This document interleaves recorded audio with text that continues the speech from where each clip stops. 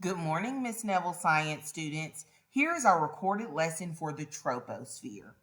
Yesterday in your notes, you were supposed to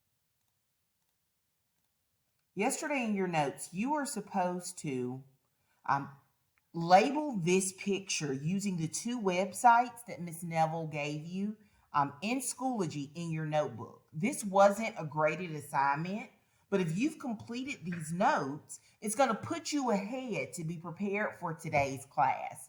So let's talk about the troposphere. The troposphere is the layer of the atmosphere that is closest to our Earth.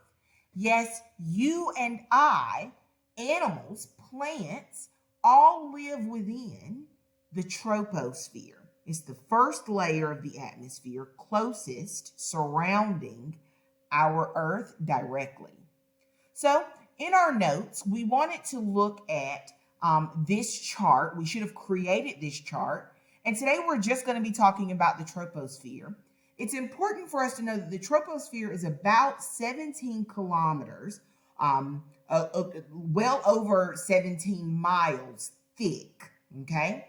So that means that it's not a very thick layer, but it's extremely important. The reason why is because all life occurs within that troposphere here on Earth.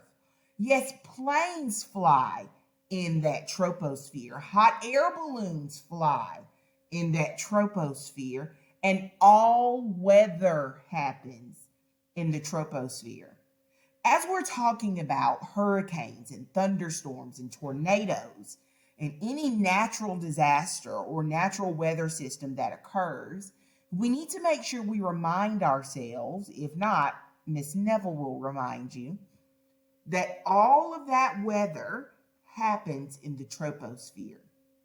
The gases that are found in our troposphere help us to be able to breathe, live comfortably, eat plants and other animals, and also enjoy the weather conditions around us. So the purpose of the troposphere, please write these notes down and this question. What's the purpose of the troposphere? It's the closest layer to the Earth. All weather occurs here, and hot air balloons and airplanes fly within that troposphere, the layer closest to our Earth. We also want to make sure we make note of all life occurring here as well. As always, if Miss Neville goes too fast through these notes, please feel free to pause this and rewind it to get back to what you need.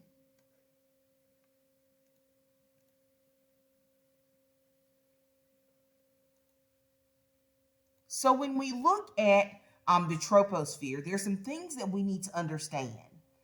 Temperature changes throughout our troposphere.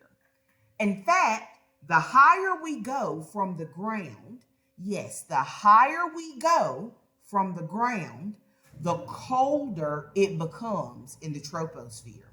What you should write in your notes right now is as altitude increases, altitude is height from the ground, technically the sea, but for our purposes, the ground, height from ground level.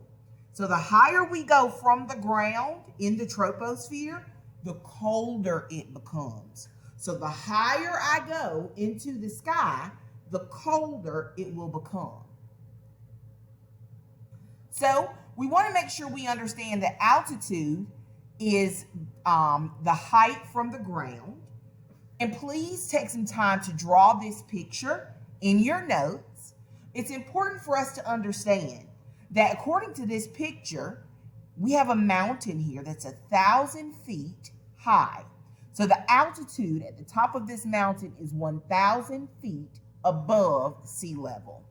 And so the higher we go up, what did you find happened with that temperature? Yes, the temperature decreased. It was 20 degrees Fahrenheit, which is already very cold, 20 degrees Fahrenheit on ground. But the higher we go up, the higher we go on that mountain or in that air near the mountain, it's very cold. Wouldn't that explain why there's snow on top of that mountain? Absolutely. Please write these notes and draw this picture in your notes now.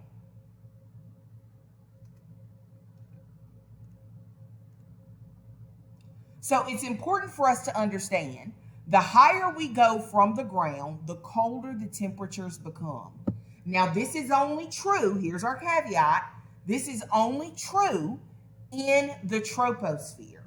Okay, as we start going into those other layers, the stratosphere, mesosphere, thermosphere, and exosphere, as we start going up higher into our atmosphere, that's not true.